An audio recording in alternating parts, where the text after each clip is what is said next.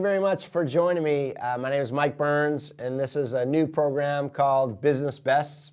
It started one episode ago, so if you didn't see it, you have to tune in and find out what you missed. But I am really excited to be bringing you, things that I've learned over the years as a consultant. I speak a lot and write a lot, and I just find a lot of people are struggling, whether it's an individual or a larger business. So I wanted to create this program to make the people that tune in more successful. So thank you for joining me. Where I left off last time was talking about marketing and how that can increase growth. And a last topic I talked about was videos. So I want to dive in with videos a little bit more. One of the things you really want to look at is how to have a more effective video. And there's all kinds of best practices out there. Reality is most people hate the way that they look and sound, and so they try to be perfect with all the marketing, but when you do that, you actually never create video content. And there's all kinds of mind-blowing statistics about how you can be found on YouTube in different ways, so not just YouTube. And it also makes that personal connection. I talked about that in the first episode. That making that first connection can be really, really powerful through a video. People can get to feel like they know you. And so when they know you and they're a prospect, by the time they meet you, they might have already made a decision to work with you based on what they saw in the video. So you should really have a video strategy. A lot of businesses that I've worked with over the years, and even as a speaker, if I say, do you have a YouTube channel?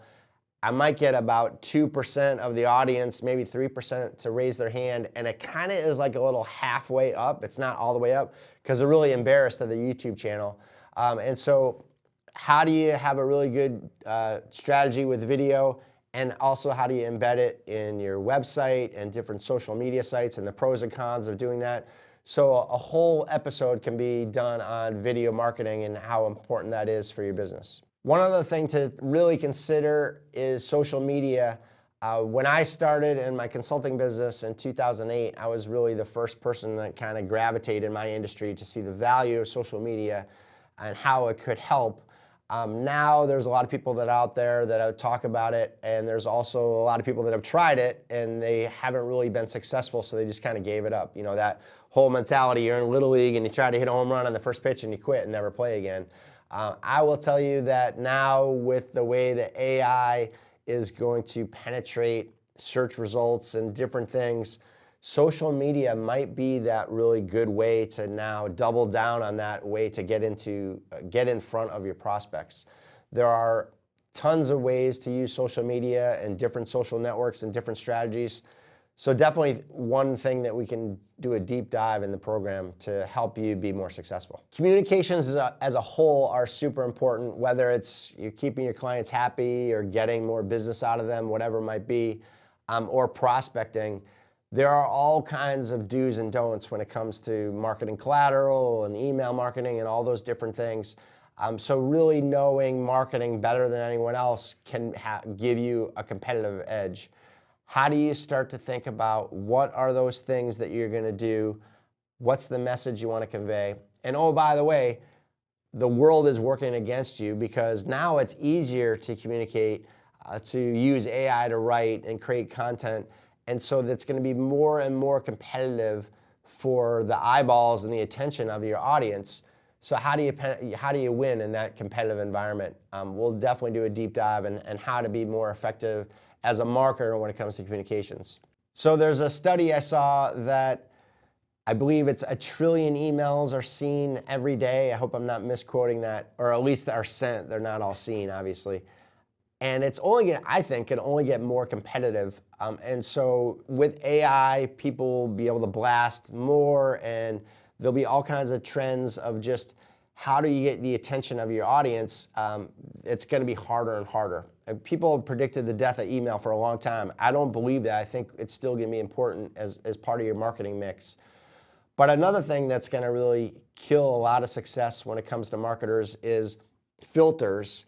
So whether it's Gmail or a company account, there are going to be all kinds of services that help manage that in-bin. And so for people trying to reach out to clients and prospects, it's just going to always be a little bit harder and a little bit harder and a little bit harder to get to your audience.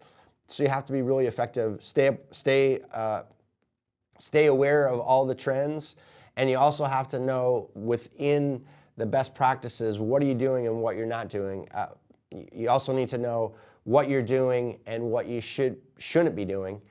You need to look at the metrics for emails, not just the vanity ones. You need to look at, yes, open rates, but really what are they clicking on? And then use your website analysis, if that's where you're sending them, to see, are they, whatever you're trying to do, if you're sending them to your website to convert them, are they getting into the lead funnel? Are they going through the process? If it's a client, what else are they looking at? What are they digesting? And email marketing actually really has to be well integrated with your website and social media and other things to be really effective. So having that overall strategy is really important. One of the things I love to talk about is how to get PR without hiring an agency. I actually do a whole hour presentation on that and go speak all over the country. But the reality is you don't have to pay a lot for PR. I mean, it's virtually free. It's just your time. But how do you get effective at getting PR? How do you reach out to your target market? How do you get in front of them? What is the right strategy? Are you trying to go for national press? Are you trying to go for local press? Are you trying to be very industry specific and have it be very formal? Or are you just trying to be on the blog of a local business or a nonprofit or whatever it might be? There's all kinds of ways to get traditional and non-traditional PR at a national level or local, and you really need to have a strategy. It's not that hard to do, so I'll teach you how to do it for free, how to maximize a public relations strategy. We can get into things if we need to in a future episode about how to deal with a PR issue. If you have a reputation issue, how do you get over that? And there's definitely advice for that. All kinds of best practices. PR has been revolutionized a little bit by digital marketing, and so the shift, especially in print, to go from magazines or newspapers to online, and what works and what doesn't work, and how to pitch the press, who are incredibly busy all the time. There's a ton of best practices that we can go over, and then some that are now changing because of AI. So PR will be definitely a focus of something we'll talk about in the future. From an editorial calendar standpoint, it is fantastic to map this out. What does it look like? Have a strategy of what you're communicating, first of all. Know your different target markets. What are you trying to do for those different audiences? But then, what different types of content work the best? How does the marketing mix plug into it? How are you tracking success? The nice thing about an editorial calendar then too is you can assign different roles and different responsibilities. You have a way to track. You had a great plan, but did you stick to it? You have definitely things that you can measure for return on investment and such. So you start with that business plan. I had talked about earlier that you're going to have like the business plan's the trunk of the tree. Then the major initiatives are those major roots. But imagine those roots as they spread out to be, the base of your business to be more successful. The more you kind of branch out underground are those smaller initiatives or those smaller different plans. And so an editorial calendar just rolls up under that big tree. That's one of the best practices that you should have. So what's the right way to set up the template? How do you track it? How do you use it? How do you color code it? All different types of best practices to help deliver the best you can on the marketing side. One thing I like to talk about, especially for businesses that are just starting out, but even really well-established ones, is how do you create your own personal brand? So whether you're in a company of 1,000 people or 500 people or 100 or 20, or it's just you should have a strategy for your own career to build out your own personal brand. And how does that plug into the bigger umbrella if you are at a bigger company? But how do you start to figure out how do you wow your audience? How do you make them feel like they know you? Let them feel like you're an expert. Resonate with them, connect with them. And so that can go a long way to build a strategy, whether it's getting press, whether it's social media, whether it's stuff on your website, whether it's YouTube videos, whatever it might be. You should have a strategy. If you're going to be in your industry or your career needs to evolve for at least 10 more years, invest time in it. If you're starting out and you're not super successful yet, this is one way to beat the competition. Build out that thing that can really wow you. I even tell students that are about to graduate from college, a resume is just a piece of paper. The way that you stand out is you build that personal brand, and you are that person that they want to hire before they even know you. Same thing with a business. You want your clients to see that personal brand and be like, wow, I really have to work with that individual underneath the company. I said it before and I'll say it again, humans always want to work with humans. So the more you can do that personal brand and make that personal connection, the better you'll be. Advertising and definitely paid marketing is something I usually get to later in my consulting engagements, because I want them to maximize what they can do for what they can do for free. But the reality is advertising can really work, especially digital advertising. It's very trackable to see if you got a return on investment. One thing that is pretty common that I talk about is brand awareness advertising versus direct advertising. One thing that if you're a smaller business or firm and you're trying to go up against the biggest, best names, they have huge budgets. So brand awareness is kind of hard to compete. And then there's all different degrees of aided and unaided awareness and all different ways to track it. The reality is a small business doesn't have the resources to really compete with the big juggernauts. So then you need to focus on direct advertising. Direct advertising is where you're putting out an advertisement, but you want to see a direct result. Whatever that call to action is, you want it to be measurable. So it could be call a unique 1-800 number. It could be click on a landing page. It could be go to a social media site. It could be register for something. Whatever that direct thing whatever that call to action is in the advertising, that's where you start to see if you get lift.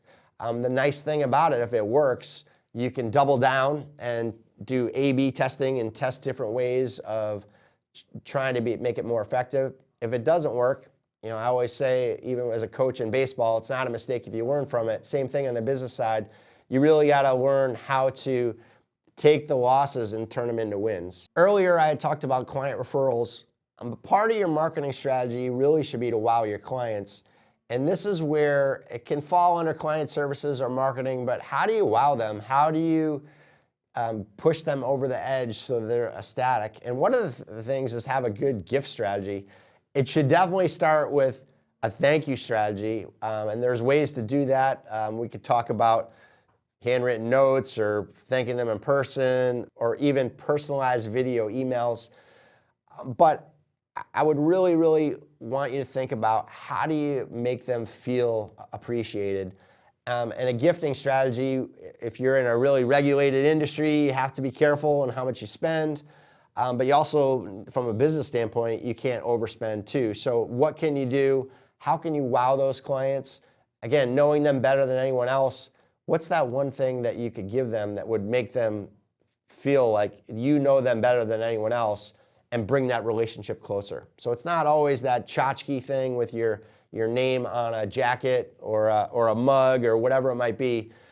It might be something that is a little bit more sophisticated that makes that human connection. And we'll talk about it in the program, utilizing technology and tracking your clients better than anyone else, and having that type of information allows you to then think of a gifting strategy or a thank you strategy that's very customized to the person. AI and other technology is going to allow you to be hyper personalized. You'll hear that term a lot. To the point where it's like industry jargon you don't want to hear anymore. But the reality is all that types of data and information that goes in will give you wonderful ideas of how to make them feel appreciated and how to create that wow factor. And we all know when you wow them, that's the thing they brag about. And positive word of mouth can really, really, really help your company. As part of a gifting strategy or appreciation strategy, you really should have one for your referral sources. So whether it's your clients or whether it's your strategic alliances or whoever it might be, it goes back to if you're a parent and you have a 2-year-old or a 3-year-old, you learned about reinforcing positive behavior. As a business, you really just need to think about that as in a more sophisticated way. How do you take those clients that you love, that you depend on, your success depends on them, How do you make them feel appreciated? How do you make them feel so appreciated that maybe they even give more leads? So a whole strategy on reinforcing that positive behavior, and what are the right techniques? How often, how frequent? How do you get in front of them? How do you communicate? How do you always stay in constant contact? And that's something that we should think about and how to build that out. One that wasn't too exciting, a tip, was utilizing CRM. If you pay for a CRM and you're not using an Excel file, good for you, you're halfway there. But most fields in a CRM tool aren't utilized at all. So how do you maximize that? But the really exciting kind of fun part of this is how AI can now overlay this information and really, really come up with some amazing client-centric approaches, but also your prospects too. You can learn a lot about your prospects, and even AI tools will provide that. There are some that you subscribe to that will give you so much information on your prospects. So when you do get in front of them, it's way easier to convert them to clients. One way to grow too is inorganic growth. So organically, you can maybe get your clients to introduce people. Strategic alliances can give you introductions. Marketing and sales, where you don't have a lead. Those are 3 ways to grow. But inorganic is something that you need to think about.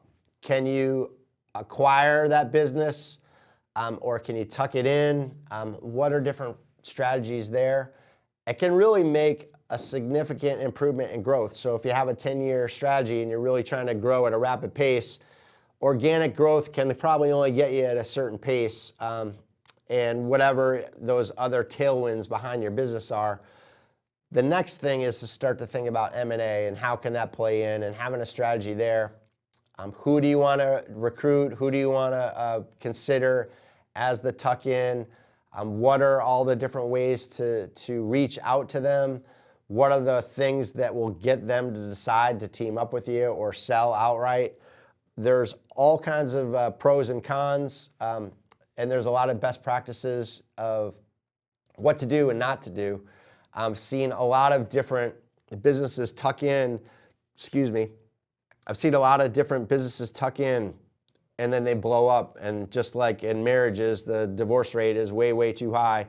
Partnerships a lot of times fall apart too because they didn't come up with the right strategy. They didn't do the legwork. They kind of just looked at the numbers and they didn't think about the human components and the business side of things to make sure there's some, consulting word, but synergies, and make sure that there's a long-term relationship that's going to prosper as opposed to just a transaction.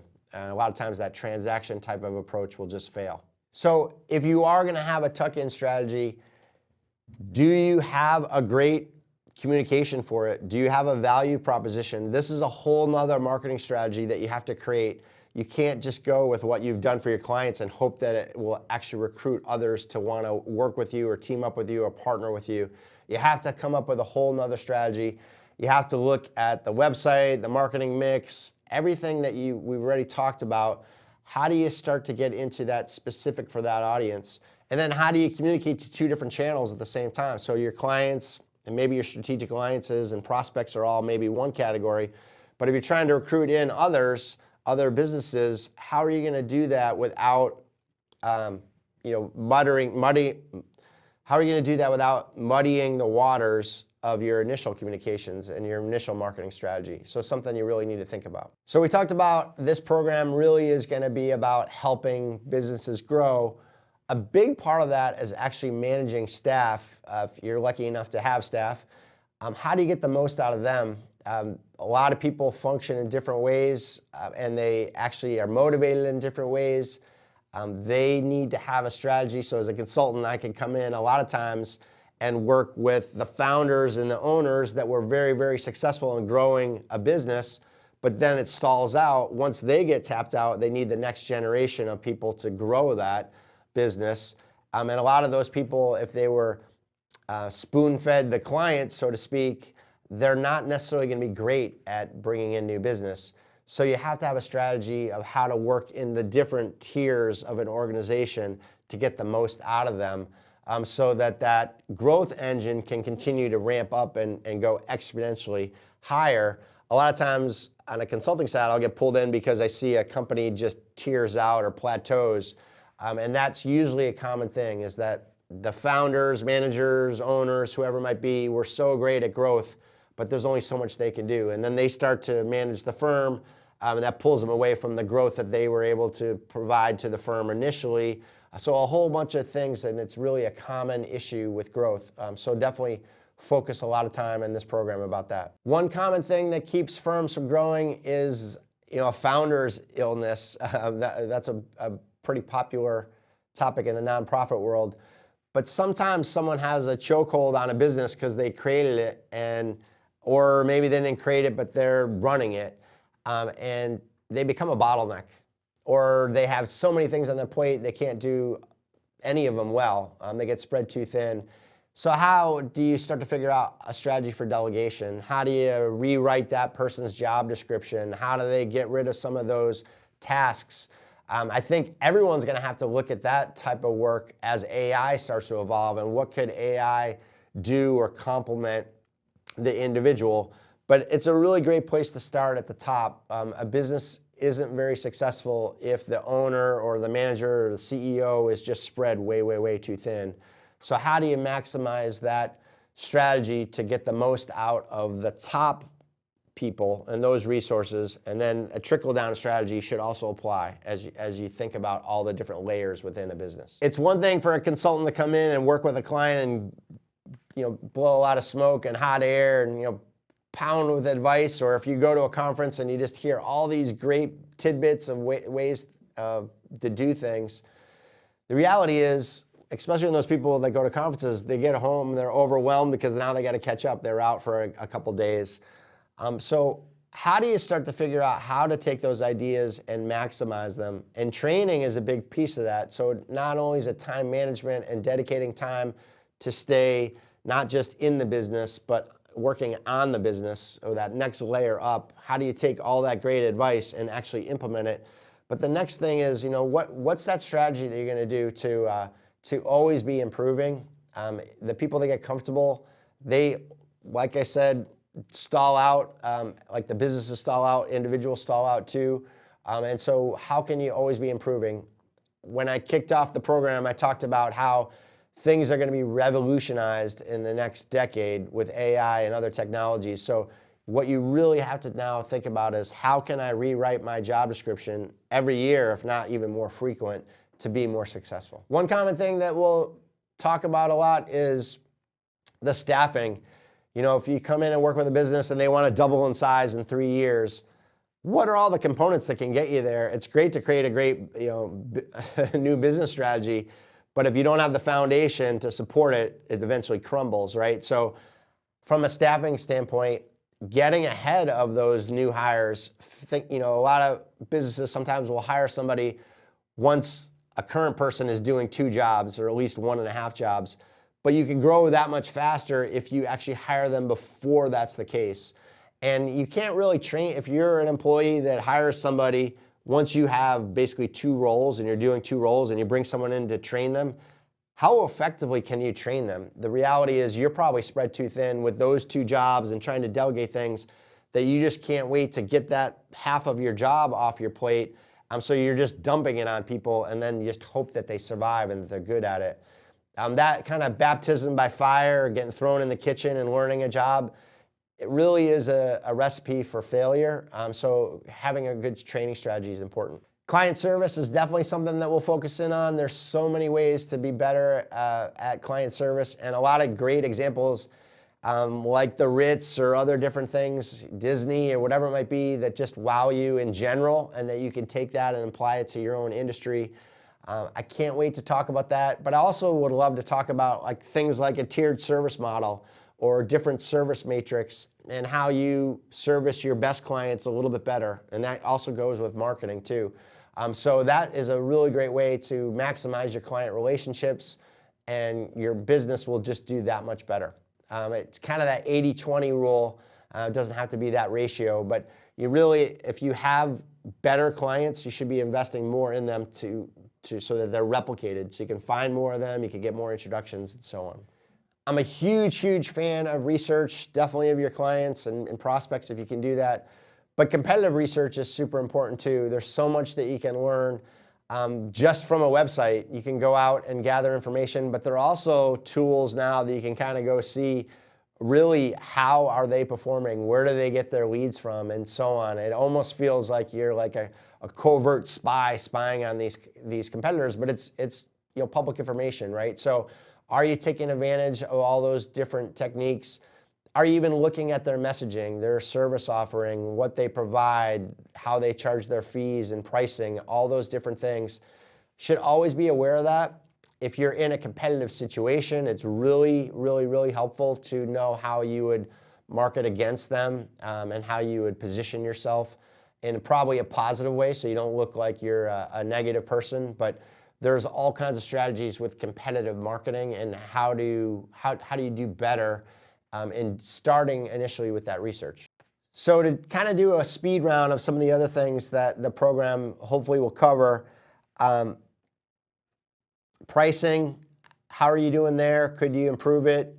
Can you make more money from your existing clients? How does that all work? Leveraging philanthropy, I'm a big fan of cause-related marketing and how it's evolved over the years. But if you're working with high net worth individuals, they oftentimes volunteer more and they're more philanthropic in how they make donations. So there are a lot of wonderful ways that you can make a tie-in with your target market to bring them and help them be clients. I talked a little bit about research. Would love to do a deep dive in how to do surveys, whether it's a physical paper or now doing it online is even easier and usually less expensive. But then one-on-one interviews, focus groups, and advisory boards. Advisory board is usually a focus group that just kind of repeats. All kinds of best practices there.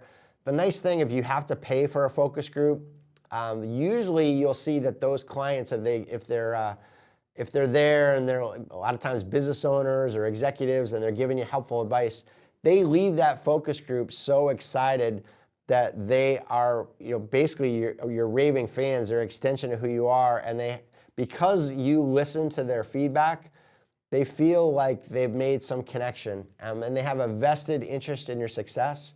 Watch, if they gave referrals before, you'll see a spike in referrals after, almost every time, because that research, because you value their opinion and bring them in, they're gonna be that much more excited to help you. To wrap things up, there's more that we covered in the program, but I would like to say, as a whole, there are so many ways to get better and increase your success at business. Reality is, it's probably overwhelming to see a whole big long list of 50 to 100 different ways of things that you can focus. So you really just kind of need to do that deep dive in your own business or your own personal career and say, how could I improve and where could I have the most impact in the shortest amount of time? So go for that low-hanging fruit. With that said, you really have to have an overarching strategy for the long term. So you have to balance that a little bit.